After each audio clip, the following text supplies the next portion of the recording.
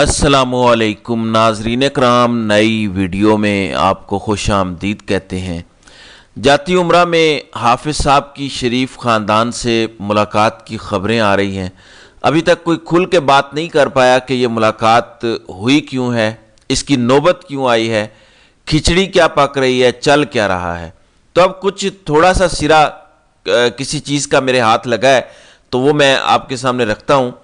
دوسری جانب ایک پروپیگنڈا چل رہا ہے، پروپیگنڈا یہ چلایا جا رہا ہے کہ اسٹیبلشمنٹ کے چمچے کی طرف سے کہ سہیل آفریدی 9 مئی کو کور کمانڈر گھر کے باہر تھے، اور کوئی ویڈیو شیئر کی جا رہی ہے ان کی طرف سے جس میں وہ کور کمانڈر کے گھر کے باہر تھا اور وہ کہہ رہا تھا کہ دیکھو گولیاں چل رہی ہیں اور ہم نہیں ہیں۔ تو میں آپ کو بتانا چاہتا ہوں کہ ایسی ہی ویڈیو سہیل آفریدی کے اپنے اکاؤنٹ سے پوسٹ ہوئی ہے جو 16 مارچ 2022 کی ہے، اور یہ سہیل آفریدی نے خود ہی پوسٹ کی ہے 16 مارچ کی۔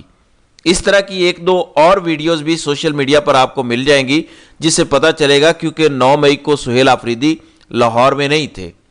تو اختیار ولی سے باقاعدہ بند کمروں کے اندر کوئی گیم کروائی گئی ہے، اور پھر ان کی ویڈیو، ان کا بیانیہ ARY پہ چل رہا ہے، بار بار چلایا جا رہا ہے کہ سہیل آفریدی تو 9 مئی میں شامل ہے، اس کو نااہل کر دیا جائے گا۔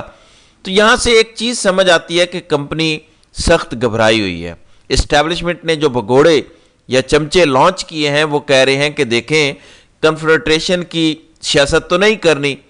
نجم سیٹھی جیسے لوگ کہہ رہے ہیں کہ دیکھیں ابھی تو انہوں نے انتہا پسند لوگ ڈال دیے ہیں آگے، اور اس طرح کی اور لوگ بھی باتیں کر رہے ہیں۔ اور جو نرم بات چیت کرنے والے ہیں تو ان کو کہا جا رہا ہے کہ ایسی سیاست انتہا پسندی والی تو نہیں چل سکتی، کنفرنٹریشن نہیں ہونی چاہیے۔ تو اس طرح کی باتیں ہر بندہ اچانک سے کر رہا ہے۔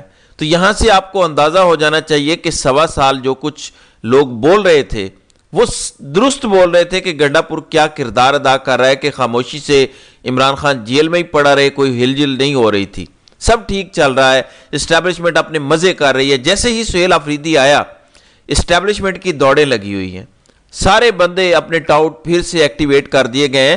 تو جب آپ مزاحمت کرتے ہیں اس سے فرق پڑتا ہے، آپ کی مزاحمت چھوٹے چھوٹے فیصلے ہو سکتے ہیں۔ سہیل آفریدی نے کیا کیا ہے؟ کوئی لانگ مارچ کیا ہے، کوئی جلسہ کیا، کیا کیا انہوں نے آ کے بنیادی طور پر اسٹیبلشمنٹ کو کہا کہ آئین اور قانون کے مطابق یہ صوبہ چلے گا، وہ اتنا بھی برداشت نہیں کر سکتے۔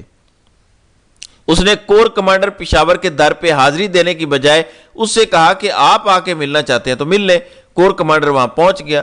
تو یہ بنیادی چھوٹی چھوٹی چیزیں ہیں جو گنڈا پور کرنے میں ناکام ہو گیا تھا کہ میں ان کے ساتھ اچھی بناؤں گا تو یہ مان جائیں گے۔ بنیادی چیز لوگ سمجھ نہیں رہے۔ یہ کوئی ایسی لڑائی نہیں ہے کہ تھوڑی سی لڑائی ہوگی پھر ٹھیک ہو جائے گا۔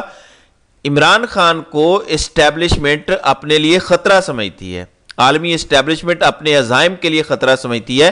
تو عمران خان ایسے لوکل لڑائی ختم کرنے سے باہر نہیں آ جائے گا اور وزیر اعظم بن جائے گا، بلکہ عمران خان اسٹیبلشمنٹ کی مکمل سیاسی شکست کے بعد باہر آئے گا اور وزیر اعظم بنے گا۔ یہ بنیادی نقطہ ہے جو کسی کو سمجھ نہیں آ رہا۔ تو سہیل آفریدی سے بڑی تکلیف پہنچی ہے۔ دوسری جانب جاتی عمرہ میں ملاقات کی خبر ڈاکٹر شہباز گل نے شیئر کی ہے کہ بڑے صاحب جو تھے ان کے ساتھ کوئی اور افسر بھی تھے سادہ لباس میں، ان کا نام نہیں بتایا، اور وہ بھی وہاں پہ گئے تھے۔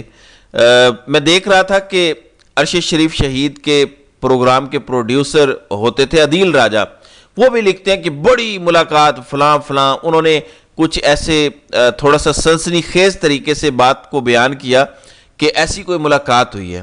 پھر اسٹیبلشمنٹ کا ایک چمچہ اپنی ویڈیو میں وہ بات بتا گیا جو مجھے سمجھ آئی، اور اس نے کہا تھا کہ 27ویں آئینی ترمیم میں یہ ممکن ہے کہ یہ جو نوٹیفیکیشن اور تقرری کا سارا سلسلہ ہی ختم کر دیا جائے اور ایک سب سے بڑا عہدہ قائم کر دیا جائے 27ویں آئینی ترمیم میں، جو مجھے سمجھ آ رہا ہے، اور یہ ممکن ہے۔ مثلاً فیلڈ مارشل کے عہدے کو آئینی عہدہ قرار دے دیا جاتا ہے، فیلڈ مارشل کو سب سے طاقتور عہدہ بنا دیا جاتا ہے، فیلڈ مارشل کو تمام سروسز کا ہیڈ بنا دیا جاتا ہے، field marshal chairman joint chief سے بھی اوپر ہوتا ہے، آرمی چیف سے بھی اوپر ہوتا ہے، اور سارے فیصلے اس کے چلتے ہیں۔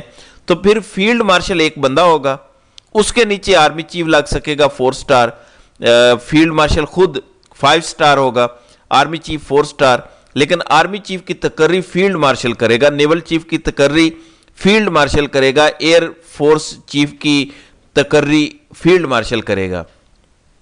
یعنی پھر تقرری ہو، توسیع ہو، ایکسٹینشن ہو، وہ جو سب سے بڑا اوپر عہدہ بن جائے گا وہ کرے گا. یہ اشارہ دیا گیا ہے اسٹیبلشمنٹ کے ایک ٹاؤٹ کی طرف سے. یہ ایک ایسی چیز ہے، اس پر سمجھ آتی ہے کہ جاتی عمرہ میں واقعی ملاقات بھی ہو سکتی ہے کہ بڑے صاحب خود چلے گئے ہوں وہاں پہ نواز شریف بھی بیٹھا ہو، شہباز شریف بھی، مریم بھی، ان کے بچے بھی بقول شہباز گل کے. تو اب سمجھ آتی ہے کہ کچھ ایسی کھچڑی پک رہی ہے، یعنی کہ شریفوں کا تو پتہ ہی پھر صاف ہو جائے گا. دیکھیں اگر فیلڈ مارشل کو اتنی طاقت مل جائے کہ وہ سب سے اوپر چلا جائے، اسے کسی کی ضرورت ہی نہ رہے، وہ خود ساختہ سپر مین بن جائے، اس کے نیچے تینوں آرمڈ فورسز بھی آ جائیں، کوئی اس کے سامنے چوں تک نہ کر سکے، تو مجھے بتائیں کہ نون لیگ کو اپنا مستقبل نظر آ رہا ہوگا نا یا نہیں نظر آ رہا ہوگا؟ آپ ذرا مجھے بتائیں. تو یہ اس ٹائم صورتحال ہے کہ یہ ایک نئی چیز آنے جا رہی ہے. اب دو چیزیں تو آپ کے ساتھ میں نے کلیئر کر دی ہیں. ایک تو 27ویں آئینی ترمیم اگلے ہفتے آنے جا رہی ہے، اس میں بہت ساری مزید بھی ایسی چیزیں ہونی ہیں کہ ایک بار تو آپ کے بھی 14 طبق اس سے روشن ہو جائیں گے. پاکستان کے نظام میں ایسی تبدیلیاں ہونے جا رہی ہیں کہ ایک دائمی مارشل لا قائم ہو جائے گا. ہم اکثر اسٹیبلشمنٹ کو تانے دیتے ہیں کہ آپ سب کچھ غیر آئینی کرتے ہیں. ان جرنیلوں نے آئین کو ہی بدل کے اپنے مطابق کرنے کا فیصلہ کر لیا ہے. وہ اقبال کا شعر ہے نا کہ خود کو بدلتے نہیں قرآن کو بدل دیتے ہیں. وہ یہی ہیں، خود کو تو انہوں نے بدلا نہیں، آئین کو بدلنا شروع ہو گئے کہ اب ہم جو کر رہے ہیں وہ آئین کو اس کے مطابق بنا دو. تو پھر کوئی نہیں کہے گا کہ آپ غیر آئینی کام کر رہے ہیں. تقرری، طاقت، فیصلے، یہ سب کچھ اگر آپ آئین میں لکھ دیتے ہیں تو پھر تو یہ سب کچھ آئینی ہو جائے گا. پھر تو کوئی بھی نہیں کہے گا کہ آپ غیر آئینی کام کر رہے ہیں، آپ نے مارشل لا لگایا ہے، آپ جمہوریت نہیں چلنے دے رہے. اوپر سے وکلاء کے الیکشن میں حامد خان نے پھر تباہی پھیر کے رکھ دیا ایک بار. اگر وہ ILF کے وکلاء کے ساتھ کھڑے ہو جاتے اور اپنی یہ وکلاء کی پولیٹکس سے پیچھے ہٹ جاتے تو وکلاء کے الیکشن میں بڑا چانس تھا، لیکن ڈویژن قائم کی انہوں نے. پھر ظاہر ہے وکلاء کے الیکشن میں کون سا دھاندلی نہیں ہوگی، اگر ہر الیکشن میں دھاندلی ہوتی ہے تو یہ صورتحال بھی ہمارے سامنے ہے.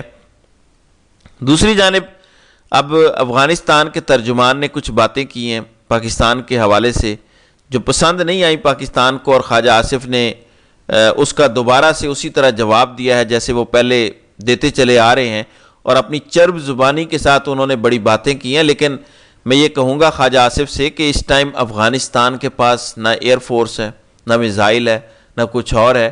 وہ ایک کمزور فورس ہے، اور اگر وہ میدان میں آ جائیں تو وہ مقابلہ کر ہی نہیں سکتے. میں بار بار یہ دہراتا ہوں کہ ان کا کیا فائدہ ہے پاکستان پر حملہ کرنے میں. وہ کیوں نہیں چاہیں گے کہ ایک پورا ملک انہیں مل گیا ہے، اس کی لیوریج استعمال کر کے وہ اپنے ملک کو بہتر کریں، اپنی زندگیاں بہتر کریں. 20-25 سال سے وہ لڑ رہے ہیں، ان کے آباء و اجداد پچھلے 40-50 سالوں سے لڑ رہے ہیں سوویت وار سے. کیوں نہیں وہ چاہیں گے کہ انہیں آرام ملے؟ تو میں سمجھتا ہوں کہ ادھر سے پاکستان والوں کو تھوڑا سا ٹھنڈا کر کے کھانا چاہیے. بیگرام ایئر بیس لے کے دینے کا وعدہ اتنا امپورٹنٹ نہیں ہے، بلکہ وہ جو تھوڑی بات کرتے ہیں مجھے جو سمجھ آ رہی ہے اٹ میکس سینس. یا تو یہ ہو کہ وہ بالکل بونگیاں مار رہے ہوں، اٹ میکس سینس وہ جو کہہ رہے ہیں.